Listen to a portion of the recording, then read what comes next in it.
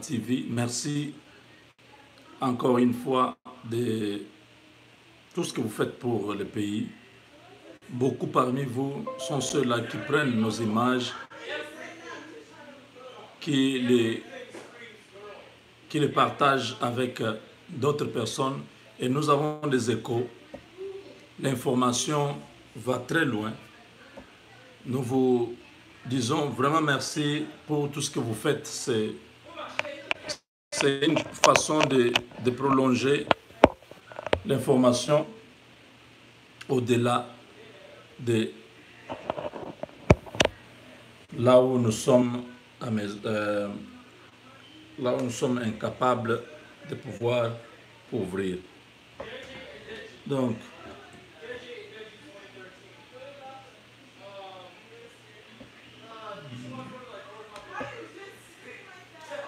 alors, nous commençons avec, nous irons vraiment très vite. Je vous promets que c'est moins de 15 minutes, on aura terminé. Alors,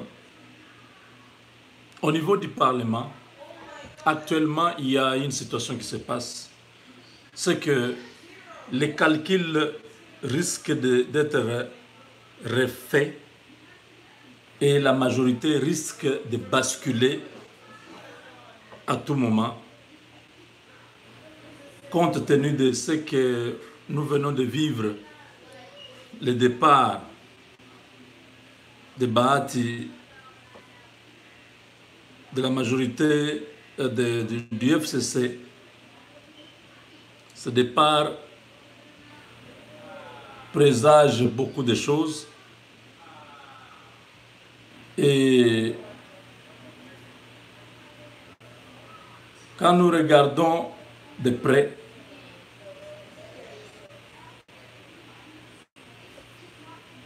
les déclarations de Bahati, nous sentons qu'il y a quelque chose qui risque de se passer avant la fin de ce mois ou encore le début du mois prochain. Parce que Bahati dit ceci.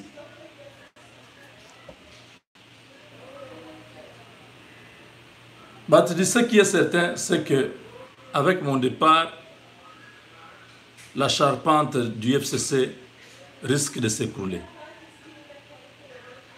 Cette déclaration-là est à prendre très au sérieux parce que Bahati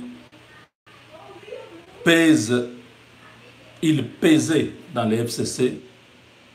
C'est la deuxième force dans le FCC après le PPRD. Avoir beaucoup de députés provinciaux, beaucoup de députés nationaux, beaucoup de sénateurs et de gouverneurs. Il n'y a aucune autre force dans le FCC qui avait des gouverneurs, à part le PPRD et l'AFDC et alliés. Et dans la comptabilité,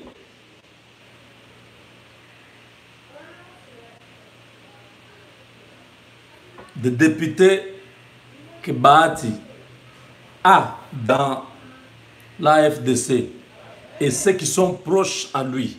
Donc, parce que cette histoire-là, c'était vraiment une grande plateforme. Il y avait aussi des petites plateformes qui étaient proches de Bahati. Quand on fait la somme de ces députés, Bahati est à peu près à 109 députés. Ça, c'est au niveau du Parlement.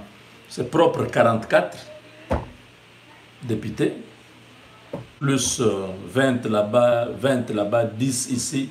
Quand on met les tout, tous ceux qui sont proches à lui, qui sont prêts à pouvoir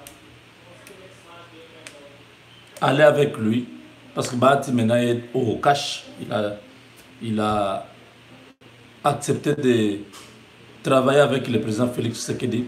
Il a enlevé toutes les ambiguïtés. Alors, avec cette position, si réellement Bahati contrôle son AFDC plus les alliés, il a à peu près 109 députés. En politique, c'est les intérêts.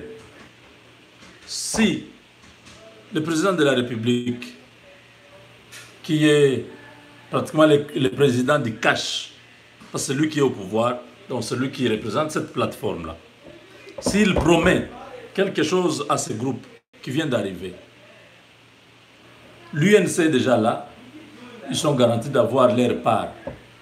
Mais si on garantit de manière intéressante quelque chose à Bahati avec son groupe, ils seront tous là. Parce que lui est déjà venu. Il faut maintenant convaincre les autres qui sont restés là. Voilà pourquoi cette phrase, avec mon départ, donc avec le départ de l'AFDC à du FCC, la charpente du FCC risque de s'écrouler. Donc nous risquons de voir demain beaucoup d'autres députés rejoindre Bahati pour entrer au cash. Et les mêmes pourparlers sont très avancés avec Jean-Pierre Bemba, avec Moïse Katumbi. Moïse Katumbi est rentré, c'était pour ça. Dans Ensemble, vous voyez, n'est-ce pas, les Baba Kyungu et les autres ont déjà été nommés. Ça vous dit qu'ensemble, avec ces 60 quelques députés, avec une vingtaine de députés de Jean-Pierre Bemba, mis ensemble, la Mouka offre au total 90 députés. Donc vous prenez 109 de Bahati, prenez 90 de la Mouka et les 55 de Cash. Parce que Cash, c'est l'UDPS, l'UNC et Alliés. Ils sont ensemble, 55. Tout calcul fait, nous sommes à 154 députés. Ces choses, j'ai expliqué ça il y a quelques temps. J'avais dit, si Bahati quitte, si la Mouka vient, ils se mettent ensemble, Kabila est KO. Kabila a déjà des dossiers. Les gens qui sont au FCC, ils continuent à rêver. Nous voulons dire, même aux gens qui sont au FCC, pour dire, vous êtes nos frères. Ce qui est arrivé est arrivé. Le linge sale se lave en famille. Vous ne pouvez pas continuer à vouloir que le pays sombre parce que vous avez besoin de protéger vos petits intérêts. Vous avez tout intérêt à pouvoir comprendre que cet homme de Kingakati vous terrorise pour rien. Bientôt, il sera neutralisé. Et s'il est neutralisé, vous tous, vous serez neutralisés. Vous avez un choix à opérer maintenant. De fragiliser cet homme-là. D'aider votre frère Félix. Un homme qui n'est pas conflictuel. Un homme qui est ouvert, qui comprend. Regardez, aujourd'hui, Félix devient le médiateur de Paul Kagame et de Museveni. Qui pouvait croire? La place qu'il occupe aujourd'hui, c'est une place stratégique. Il est deuxième vice-président de l'Union africaine et il est le chouchou des Américains. Il a été adopté par les Américains. Ils sont en train de faire tout ce qui est à leur pouvoir pour aider Tshisekedi à stabiliser la sous-région. Voilà pourquoi cette réunion de 4 présidents. Parce que les grands problèmes, c'est le nord-est, le Rwanda et l'Ouganda. Si les deux là s'engagent à combattre l'insécurité dans l'est du Congo, ça sera fait. Parce que la plupart, c'est une fabrication de ces nations-là. que ce soit en Ouganda ou au Rwanda, ces gens-là sont les Bosco Taganda. Des sujets rwandais que Paul Kagame avait envoyés à l'est du Congo. Vous avez des images, sont là. Donc, le deux là, c'est important. Qu'il s'engage à contribuer dans la stabilité de la sous-région. À l'ouest, c'est vrai aussi avec l'Angola, qui a aussi des rebelles, des flecs là-bas. Bref, Tshisekedi, c'est notre frère. Si vous êtes au FCC, vous entendez ces messages, essayez de retrouver vos bons sens. Parce que bientôt, la charpente va s'écrouler. Bahati, avec tous ceux qui sont autour de lui,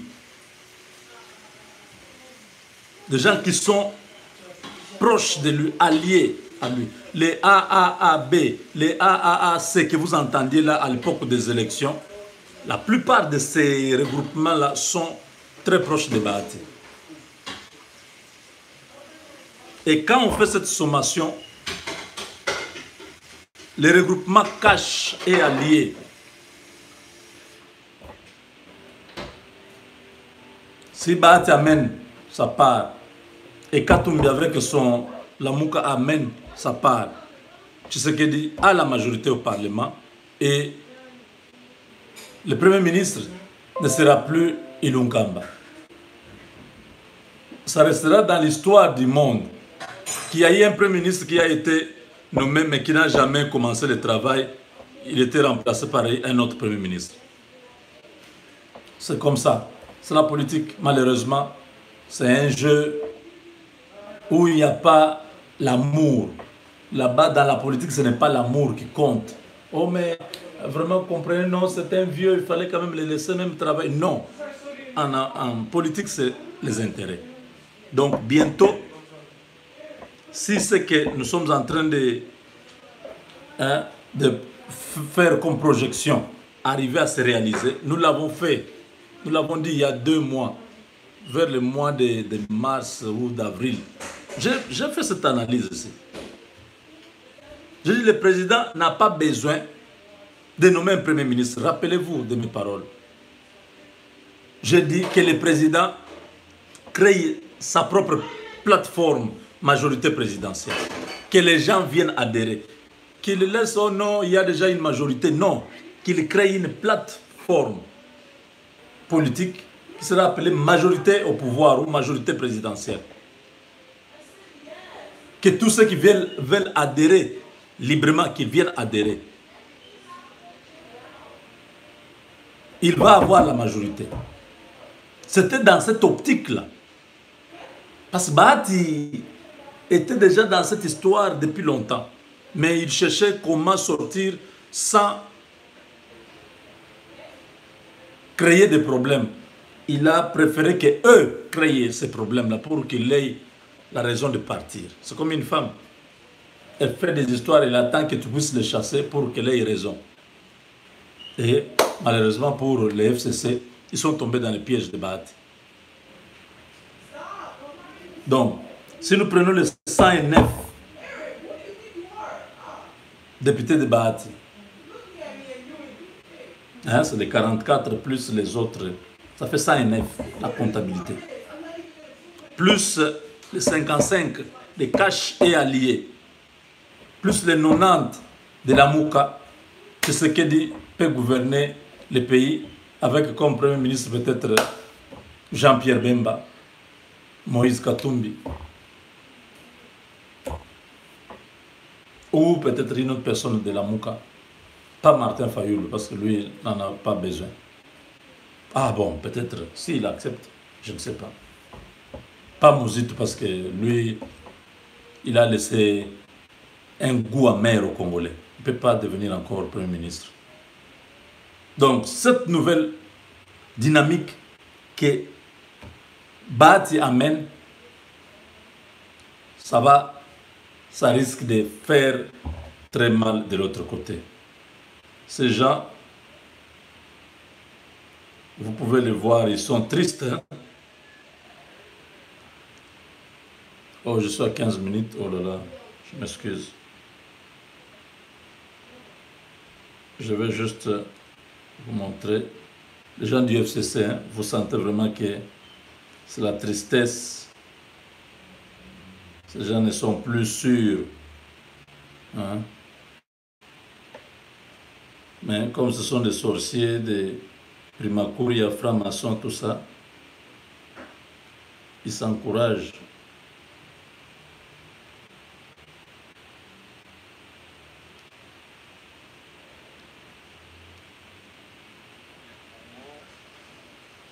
Aux élections qui auront lieu bientôt au bureau du Sénat. Vision Plus TV, l'excellence et la rapidité. Politique de Front commun pour le Congo, aux élections qui auront lieu bientôt au bureau du Sénat.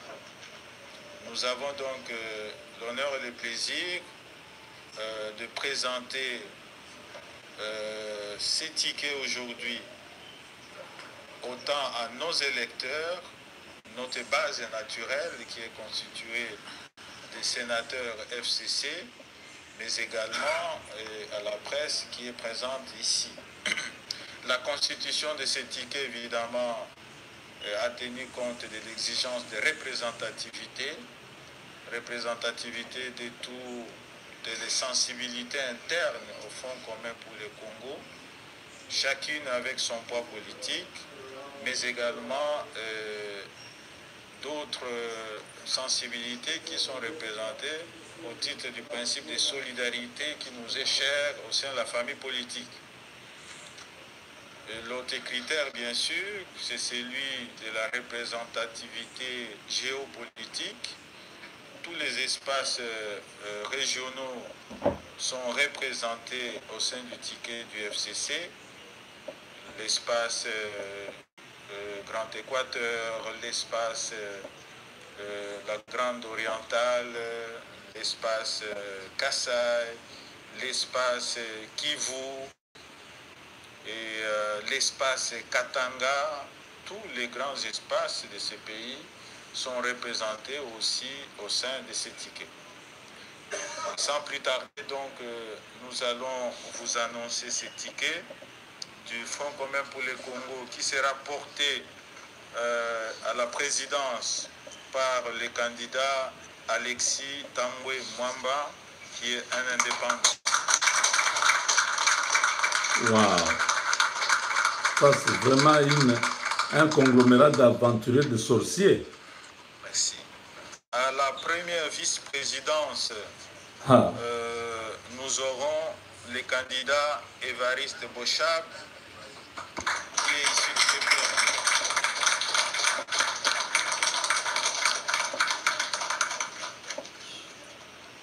À la deuxième vice-présidence, nous aurons le candidat John Tibasima. Ça, c'est pas un Rwandais. C'est comme un Rwandais, là. Au poste de rapporteur, nous aurons le candidat professeur Kaumba.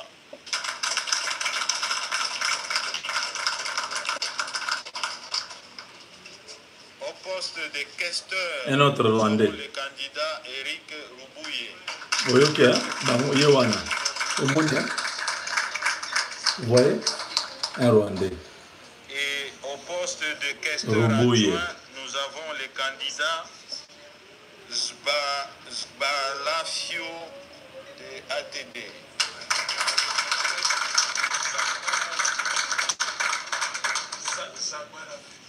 Voilà, Zabalafio de ATD. Vous allez constater, chers camarades, que le poste de rapporteur adjoint à ce stade n'est pas pourvu, pour la simple raison qu'il y a des dispositions particulières du règlement intérieur qui nous imposent certaines concertations en interne avec les autres forces que compose la Chambre. Donc vous voyez, les complots contre Tshisekedi, c'est ce groupe-là. Que le peuple ne soit pas naïf, que le président ne soit pas naïf, que tout le monde puisse surveiller ces gens de près. Parce que ce qui se passe là-bas, c'est pas clair. Les renseignements que nous avons ne sont pas à douter. J'avais tout expliqué ici. Je crois que vous vous rappelez. Alors, si le président Félix Tshisekedi joue bien le jeu politique, il récupère tout la Mouka. Matungulu est déjà là-bas. Il a même dit adieu à la Mouka sur RFI. Moïse Katumbi est là, Jean-Pierre Bemba est là, qu'ils puissent se parler, qu'ils puissent récupérer ce député. Comme ça, on change de majorité.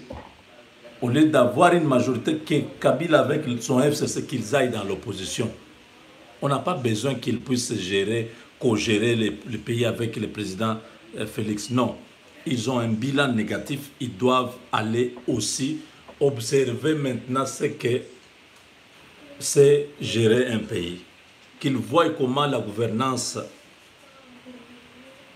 se fait. Qu'ils voient comment Tshisekedi va gérer ce pays-là. Pendant 5 ans, qu'ils observent s'ils sont bons en 2023, qu'ils reviennent au pouvoir. Mais nous ne voulons pas que Tshisekedi gère ce pays avec ses assassins, ses malfaiteurs. Kabila aujourd'hui est cité à la CPI. Et les Américains sont derrière ces dossiers-là pour que ces messieurs soient récupérés. Les dossiers de Tambo Mwamba et de Kalev, ici à Washington, d'ici, a été réouvert encore. Dans les dossiers du garde corps de Moïse Katumbi, vous vous rappelez, Lewis. Dans ces dossiers-là, Tambo Mwamba ne va pas échapper avec Kalev. Ils vont faire la prison ici aux États-Unis. Donc ce sont des dossiers que les Américains sont en train de pousser pour fragiliser complètement ce groupe. Herman Cohen l'avait dit. Herman Cohen nous avait prévenu que dans une année, on ne parlera plus de Kabila. Kabila cherche à faire tout pour qu'avant une année, qu'il puisse éliminer, soit physiquement, politiquement ou je ne sais pas comment, le président de la République.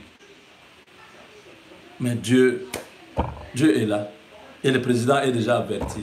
Nous avons fait notre part, nous avons donné l'information. Donc nous croyons que le reste, que Dieu lui-même protège notre chef et son peuple. Ce groupe est à prendre très au sérieux.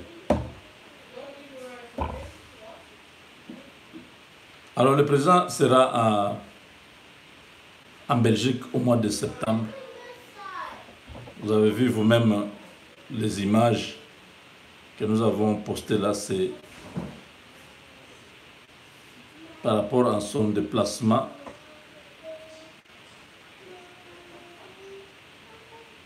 vers la Belgique. Les Belges qui ont perdu la RDC le 30 décembre 2018, ils cherchent par tous les moyens à récupérer ne fût-ce que quelque chose de la RDC parce que la Belgique aujourd'hui se retrouve dans une situation difficile. Les relations avec la RDC ne sont pas des relations d'amitié. C'est vraiment un peu mécanique là. Tshisekedi a réouvert la maison Schengen. Donc tout ça, c'était juste pour dire ok, ça va, je comprends. Mais des relations comme anciens pays colonisateurs, nous n'en avons plus. Alors, il y a une équipe de la RDC qui séjourne en Belgique, qui a été reçu par M. Didier Reynders. Ils ont fait des travaux déjà préparatoires pour l'arrivée du chef de l'État. Il y a beaucoup de choses dans le domaine militaire, dans le domaine public ou privé. La Belgique veut intervenir, la Belgique veut faire quelque chose. C'est une façon de se plier, hein, de revenir en arrière par rapport à toute la manipulation qu'ils ont fabriquée avec le candidat Fayoulou. Donc, sur ce point-là, nous pensons que la Belgique a compris que les temps ont changé et qu'il fallait changer aussi les règles de jeu. Ça ne servait à rien de continuer à croire que ce sont eux les faiseurs des rois. C'est eux qui peuvent décider si Tshisekedi doit être président ou pas. Non, aujourd'hui Tshisekedi est arrivé au pouvoir de sa manière. Il n'a pas été sponsorisé ni par les Belges, ni par les Américains, ni par qui que ce soit. Tshisekedi est allé aux élections, il a défié tout le monde à Genève. Il a dit bon, ça va, je suis parti. On a dit non, comme il a retiré la signature, il a mis croix à sa carrière politique. Malheureusement, nous voyons qu'en se retirant, il s'est dédouané, il s'est libéré de ce lien satanique qu'on avait fabriqué là-bas. Ces liens-là qui sont en train aujourd'hui de hanter Fayoulou. Fayoulou n'a plus la paix. Fayoulou n'est plus cohérent dans tout ce qu'il dit, dans tout ce qu'il fait. Aujourd'hui, d'ailleurs, j'ai vu une vidéo. Beaucoup de gens de son mouvement ont quitté le parti. Ils ont quitté le parti, ils ont dit non. Nos dirigeants n'ont pas de cohérence. Tantôt ils disent ceci, tantôt ils disent cela. Non, on ne va pas avec la machine à voter, lui-même va voter avec cette machine. Finalement, tout ça, des contestations, on ne comprend pas ce qui se passe. Alors nous ne voulons pas perdre notre temps ici, nous voulons aller au cash. Vous pouvez dire c'est opportunité, oui, mais dans la vie c'est ça, non? Chaque personne cherche l'opportunité. Hein? Il ne faut pas dire que ces gens-là, ce sont des opportunistes, regardez. Non, ils ont remis toutes les cartes des idées. Ils ont récolté ça, ils ont dit, bon, nous allons déposer au bureau de l'ESID, nous ne sommes plus membres. Donc la Belgique a besoin maintenant de renouer avec la RDC. Depuis que Tshisekedi a pris le pouvoir, vous savez combien d'Américains sont venus à Kinshasa? Beaucoup de délégations américaines. Combien de délégués français? On a vu seulement des Villepin, n'est-ce pas? Et le ministre des Affaires étrangères, Yves Le Drian. La Belgique ne savait pas comment faire pour récupérer cette situation. Parce que c'est en Belgique où le plan de la Mouka était concocté. C'est la Belgique qui a donné refuge à tous les leaders de la Mouka. Jean-Pierre Bemba, Moïse Katumbi et Mboussa Nyamouissi. Tous, même le Fayoulou, ils allaient, c'était là-bas. Après avoir monté tout ce scénario, comme ils l'ont fait avec Mobutu, en faisant assassiner Lumumba, ils ont déclassé Kasavubu pour donner à Mobutu le pouvoir. En 1996, ils ont été avec les Américains derrière cette histoire pour Louis Michel et tout ça, pour récupérer la RDC, chasser Mobutu. En 2001, ils ont fabriqué encore un président qu'on ne connaissait pas, Kabila Joseph, qui est arrivé. Il pensait qu'en 2018, ce serait le même schéma, c'est nos maîtres de la colonisation qui pouvaient encore décider. Ils se sont trompés. Le peuple est allé aux urnes, le peuple a choisi Tshisekedi, Dieu l'a confirmé. Aujourd'hui, Tshisekedi est en train de faire preuve d'un grand homme. Kabila n'a jamais fait ça. Dans 6 mois, à peu près 25 voyages. Quelle diplomatie! Ça, c'est vraiment un grand diplomate. C'est un président diplomate. qui sait parler, qui sait obtenir. Ils se sont rencontrés avec le président égyptien déjà combien de fois? Dans 6 mois, 3 fois. Ils se sont rencontrés à Addis Abeba. Ils se sont rencontrés à Malabo. Ils se sont rencontrés au Niger dernièrement.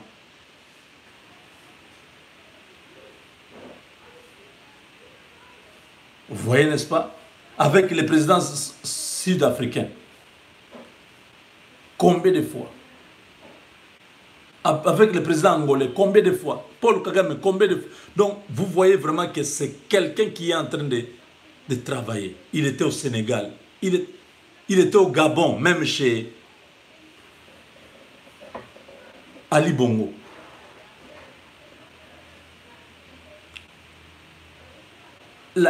La FMI, le FMI plutôt, était à Kinshasa. La Banque mondiale était à Kinshasa. La BAD était à Kinshasa dans les 6 mois. S'il vous plaît. Tout le monde court derrière Tshisekedi.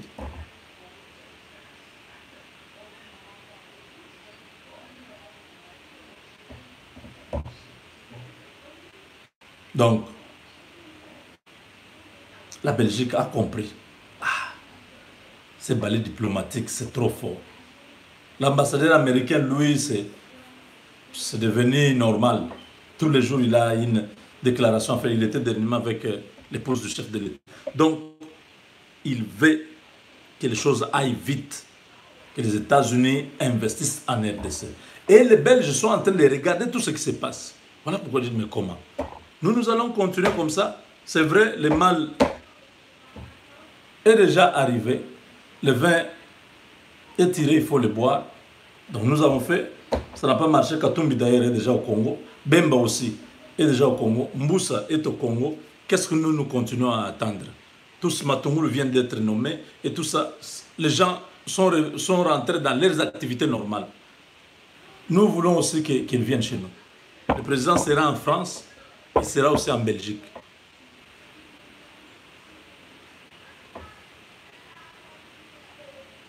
En Chine? Non. Pas maintenant. Oh, le président en Chine, oh, le président en Russie. Pourquoi? Pourquoi faire? Les Chinois sont venus là, non, nous, notre accord avec le président, oui, ces accords-là, c'est du passé. Si vous voulez accord, c'est avec moi maintenant. On refait tout à zéro.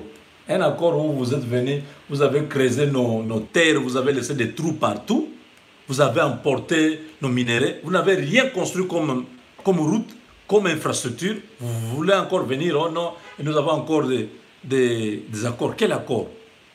Faut aller vous faire foutre. Donc, ça c'est les qualités d'un chef.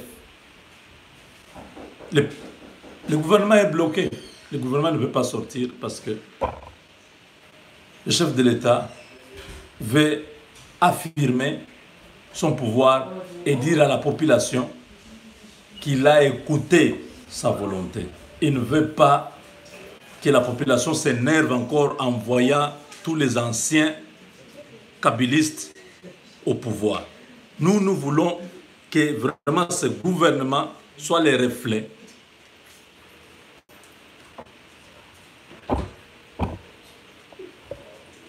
Je m'excuse. You can go. Alors, donc c'est ce que j'étais en train de dire, que dans le gouvernement qui vient, nous voulons vraiment que ce soit des personnes qui aspirent la confiance de la population. Nous ne voulons pas des gens qui vont encore venir défier le peuple. Pour dire, ah, on a fait, qu'est-ce que vous avez... Le président là, c'est nous qui l'avons placé là-bas, il n'a rien. Regardez, il a encore nommé tel. Non. Il y a des plaintes même pour la ministre là qui est en train de se moquer de Tshisekedi. Bientôt, son compte lui sera réglé. Le président a fait retarder même la sortie du gouvernement. Il faut qu'on puisse installer le bureau définitif du Sénat. Oui. On va pousser comme ça, on va tirer en longueur. Juillet termine, on entre au mois d'août. Avec la nouvelle recomposition du Parlement là, Tshisekedi va avoir sa majorité et Kabila va s'effondrer. C'est ce qui va se passer. Parce que c'est ça les calculs. Si Kabila aujourd'hui tient encore politiquement, c'est grâce à ces 350 députés. Mais avec l'arrivée de Bahati et tous ceux qui sont derrière lui, quelqu'un du PPRD a dit, ah, nous on croyait que ce qu'on nous dit ici, parce que les gens au PPRD là-bas sont en train d'alimenter, ils sont en train de véhiculer des mensonges pour dire, tu sais qu'il a été nommé, c'est notre pouvoir, nous allons récupérer bientôt, ainsi de suite. Quelqu'un du PPRD a dit non, non, non, non. Mais nous, on pensait que nous, on a le pouvoir. Mais comment ces messieurs ici bloquent le gouvernement? Ils l'ont cambaillé. Là, ça fait déjà 2 mois. Il n'a pas toujours été investi. Qu'est-ce qui se passe? Et Tshisekedi a renvoyé tout, la sortie du gouvernement seulement après l'installation définitive du bureau définitif du Sénat. Et non seulement ça, il a exigé 3 noms par ministère. Il a dit que tous ceux qui sont déjà députés ou sénateurs, gouverneurs ou tous ceux qui ont déjà un mandat électif ne peuvent pas être sur la liste de ces 3 noms-là. Donc, s'il y a 3 noms, ça sera des personnes qui ne sont ni députés nationaux, ni députés provinciaux, ni sénateurs, ni gouverneurs, qui sont seulement peut-être cadres dans les partis politiques qui composent les FCC. Donc vous voyez les conditions comme ça. Et non seulement ces 3 noms seront donnés, mais aussi le président de la République a un pouvoir discrétionnaire de choisir qui il veut parmi les 3. Donc tout ça a fait réfléchir l'homme là du PPRD qui a dit non mon cher, il faut arrêter de rêver. Tu sais qu'il dit Njoyo qu'on a pouvoir, il y a Njoyo qu'on chef. Parce que maintenant, nous suivons tout ce que lui dit, tout ce que lui insiste, tout ce qu'il a donné l'ordre au procureur général de la République et au président de la Cour constitutionnelle. On a revu les arrêts. On a récupéré une vingtaine de députés qui ont été invalidés, ont réintégré encore le Parlement. Cela veut dire que cet homme-là a le pouvoir. Donc, voilà, mes chers amis, la politique de notre pays. Hein? Il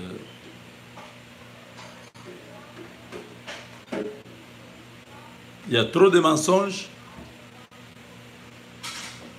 Les gens qui veulent toujours fabriquer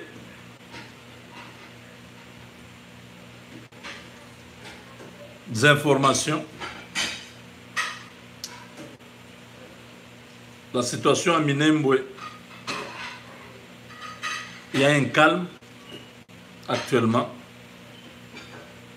Je sais qu'il y a beaucoup de choses qui se disent aussi dans les réseaux sociaux. Tout ce qu'on dit dans les réseaux sociaux là ne sont pas toujours des choses à prendre. Parce que j'ai entendu quelqu'un là, on a écrit oh, écoutez le message de Yakutumba. Quand j'ai entendu la voix, ce n'est pas Yakutumba. J'ai dit bon, vous voulez, nous connaissons déjà qu'à Minembwe, les Rwandais sont en train de vouloir faire tout pour faire entendre leur voix, qu'on puisse leur donner cette commune. Cette commune ne sera jamais une commune de Minembwe. Elle ne sera jamais au Rwandais. Et les Rwandais qui sont là-bas, les Banyamulenge là, n'auront jamais cette terre-là. Ils ont fait une vidéo là, un montage, une manipulation. Et je vois les gens sont en train de m'envoyer ça. Ces gens-là sont forts dans les Ubwenge. Ils ont récupéré quelques blancs qui sont là pour dire que non, ils étaient devant les sénateurs, ils étaient devant les congressmen et tout ça. C'est un faux débat, un mensonge. Cette vidéo-là, attends, je dois la voir. Et je vois les gens en train de publier ça partout. Oh, regardez, réagissez. Moi, je ne peux pas réagir dans une histoire comme ça. Les Banyamulenge là sont des manipulateurs. Ils ont fait cette histoire-là pour manipuler l'opinion, pour dire non, les Américains connaissent déjà. Quel Américain connaît? Les Américains sont avec Félix Tshisekedi. Les Américains ne sont pas dans les aventures là que les Banyamulenge font. Ils savent qu'ils ne sont pas congolais, ils sont étrangers. S'ils vivent au Congo, ils doivent vivre comme tous les étrangers. Personne ne peut leur refuser. Si quelqu'un demande la nationalité, il peut obtenir la nationalité. Mais ils ne peuvent pas imposer à tout un peuple d'avoir leur propre terre. Il n'y en a pas.